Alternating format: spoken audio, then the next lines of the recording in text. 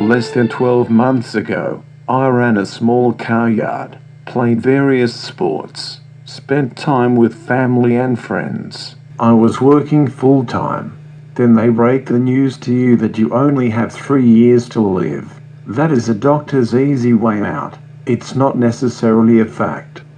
There's something very hopeless about an MND diagnosis, because basically they delivered it and said, patted him on the knee and said, sorry mate, and that's it. And he's like, I'm 46 years old, what can I do?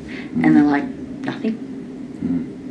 And here's this relatively young, very able-bodied guy saying, but I want to do something. I'll do anything. Tell me what to do. I'll do anything to slow this or stop this. And that was probably the hardest thing at the start. What can I do?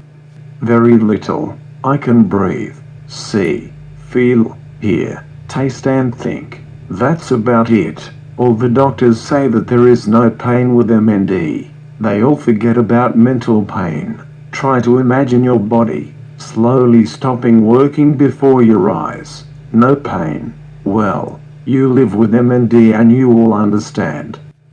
I have a good team of healthcare professionals around me. I cannot speak highly enough of the team here, headed up by Frank Brennan, and my neurologist, Professor O, from Macquarie University. They have seen it all before, and take the time to answer all my questions and explain everything in a way that everyone can understand. Then you make your own mind up on treatment.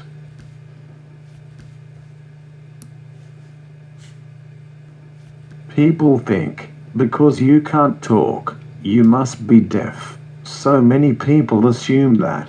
There are some other people that assume that your brain does not work. That really pisses me off. There is not enough time for me to do all the things I want. Simple things are hard, or I need help to do them. This is all while I watch my body stop working before my very eyes. I need assistance to eat, walk, toilet, even to put my iPad in my lap to communicate. And you do feel helpless. You want to help, but you don't know how to help. How I've tried to deal with it is with a lot of humour. He responds to that, and sometimes it can be a little harsh. Sometimes I might go a bit too far. And so we used to make a joke of it and say every day that you can wipe your own bottom is a good day. Unfortunately, that day came a lot faster than what we thought it would, like within 6 months, I guess. I miss talking. I miss being able to hug someone. I miss being able to whistle. I miss being alone. I miss being normal with time alone. I can't go to the loo for 5 minutes without someone saying, "Are you finished yet?" I miss spending time with family and friends and also Bundy rum. I think with MND, certainly in my brother's case, there's so much anger. I mean, his deterioration has gone from just a speech problem to affecting, I mean, he's severely disabled now, and it's less than a year. It's about 11 months. And the constant anger at losing a little bit more every week or every couple of weeks, losing a little bit more independence, and he's wanted to lash out. And this disease doesn't exist as a thing, so you tend to lash out at the people closest to you, and I think myself and my parents have copped that quite a lot. If I keep busy, the day seems to go quicker. I find I have to plan my day. I don't always have the energy to do the things I want. Plan ahead, that is, medically and in life. For example, I got my peg operation when I could still walk and eat normally. Now, when I am tired, I can only take water through my peg without choking.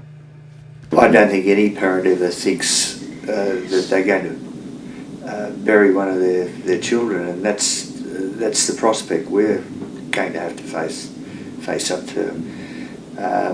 And you think you should be going first. That would be a more normal thing to happen. So it is difficult, and you know, I'm 73 and I've had a good life, so that if something happens to me, there's no sort of recriminations from my side.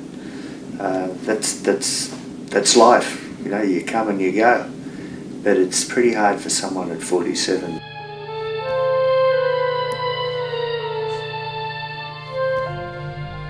Join the MND Association in your state. They will help you and will tell you the facts. I hope I can help one doctor deliver the news to a patient in a positive way, not like it was for me. You have at best 3 years to live. If it makes someone get off their ass and find a cure, if it gets one person to think before they assume you can't talk, that is what I hope this video does for people.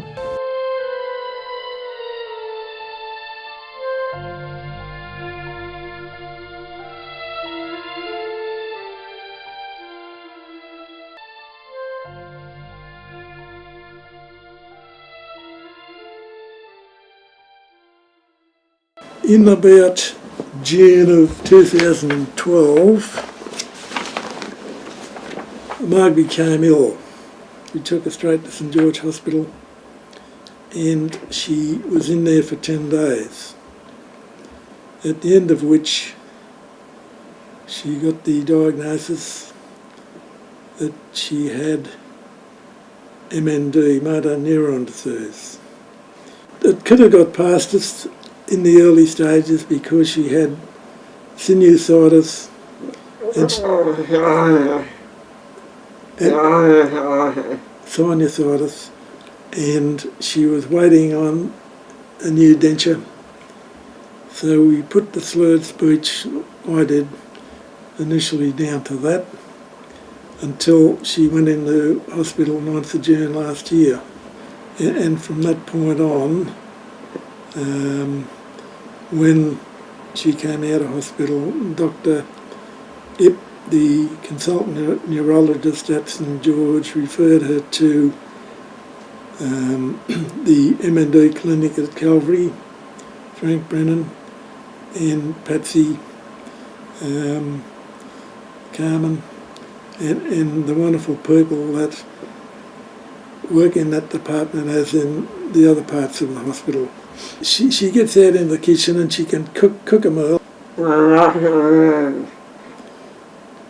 She has lost speech. She can't. Communication is very difficult, and she writes something down. So I'll look at that and then we communicate. Takes a bit longer, but I think what you miss the most is having a nice meal.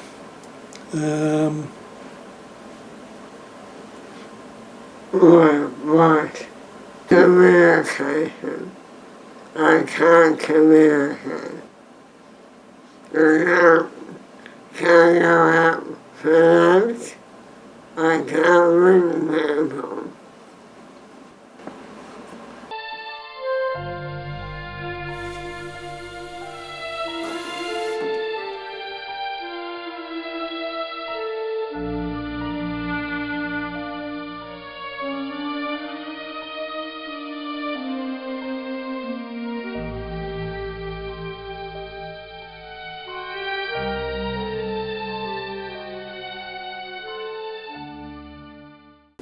not when I first was diagnosed with it.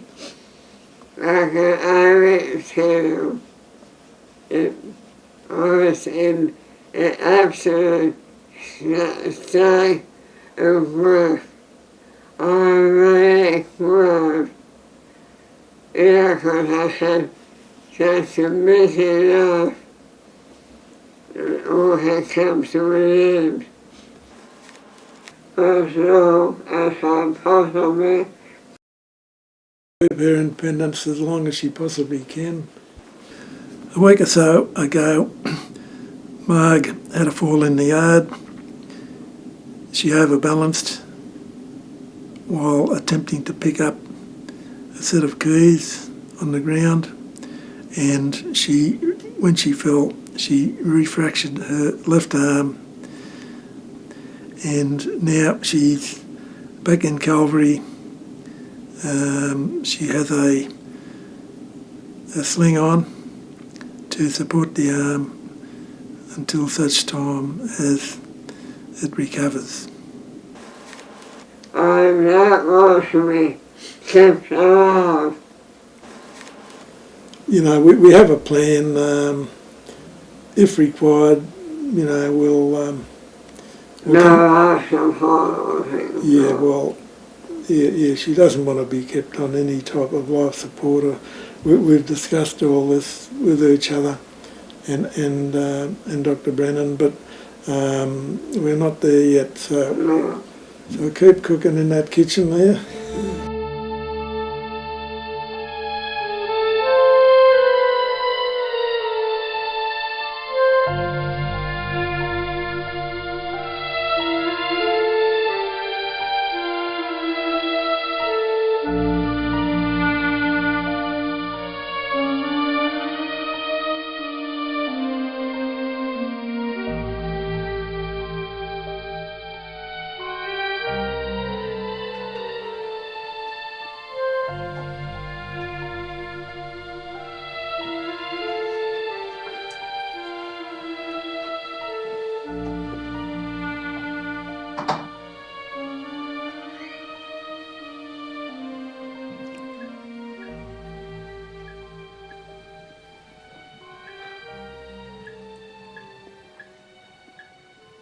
I had several jobs before I was diagnosed with MND.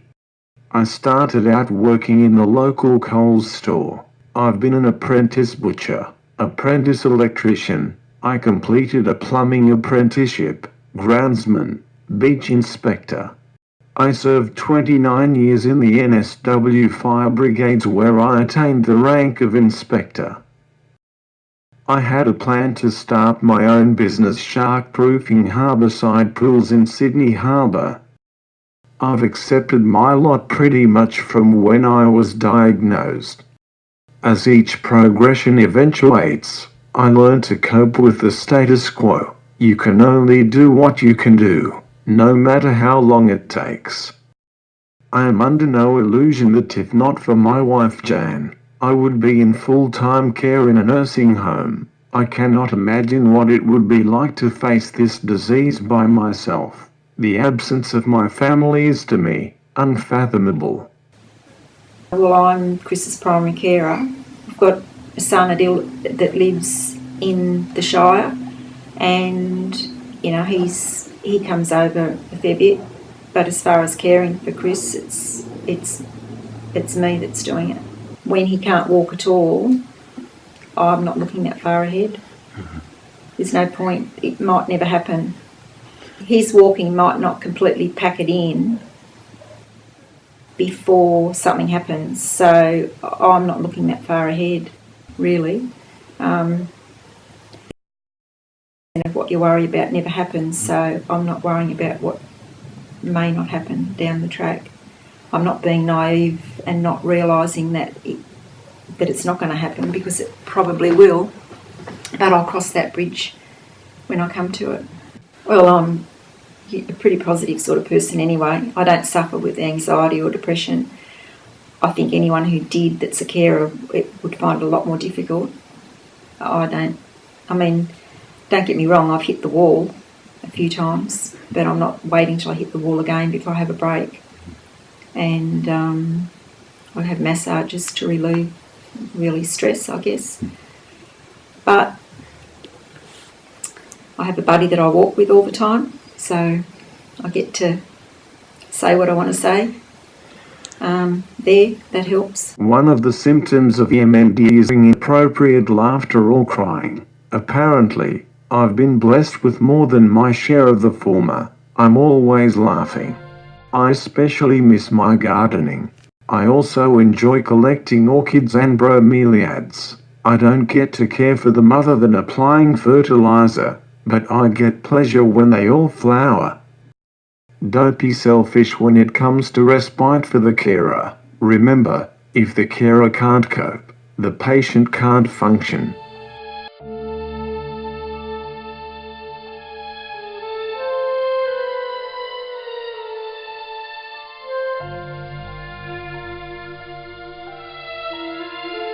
Yes, well, I was diagnosed with MND September last year, and prior to that I'd had a peculiar set of circumstances that in September, I should say November 2009, I had the cataracts done in my eyes. Couldn't play golf, couldn't drive the car for a couple of weeks. I had both eyes done. At the end of that period, I was able to have my first game of golf with my mates, and I love my golf and socialising. And we hit off the first tee, and we're walking down the first fairway, and my left foot felt funny. And I said to my partner, I said, there's something wrong with my left foot. And he said, why, what's the problem? I said, it just feels weak. Anyway, we played the 9 holes, and it gradually got, weaker, and I finished up playing the second 9 in a buggy and riding. But it stayed. There was no pain whatsoever, except I had this weakness in my left foot. And after a couple of weeks, I decided to go and see a physio. The physio gave me a set of exercises. She was quite an astute young lady, and with that she said, do you mind if I write to your doctor? And he sent me for an x-ray, a CAT scan, and they said, your problem's coming from your L4, L5 or S1 at the base of the spine. But I had no pain, and the leg was getting weaker. And in a space of 6 months, I found I was using a walking stick. Eventually, the family were getting very worried about me. I got to the stage where I was using a walking frame. One of my sons took me to a GP he knew, who referred me to a specialist at Royal Prince Alfred. And the last thing he did, he said, well, just strip off to the waist, which I did. And he sat there and he looked at me, he said, I know what you've got. And I said, what's that? He said, Motor Neurone Disease. And that's the last thing I wanted to hear. Funnily enough, my background is sport, and I played lots of sports, but one of them was baseball. And motor neurone disease in the United States is very commonly known as Lou Gehrig's disease. And Lou Gehrig was a famous player for the New York Yankees back just before the Second War. And I knew straight away what had happened to him, and the fact that since then they've hardly made any progress. They have this weakness in the breathing.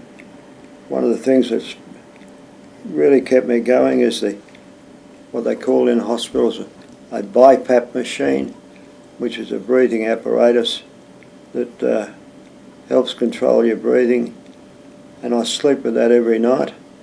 And if I'm in a reclining or prone position, I have to have the mask on. I find it a very comforting piece of equipment for me, as it controls my breathing. With the family, the biggest thing I'm going to miss is not seeing my grandchildren grow up. I've seen my sons grow up and be successful in what they do, and that's a great comfort to me. They're fine men. I've had the bonus that I've got two sons who are not only are fine men, but they're friends of mine. And I think if you raise children and you become friends when you're adults, you've achieved all you have to do.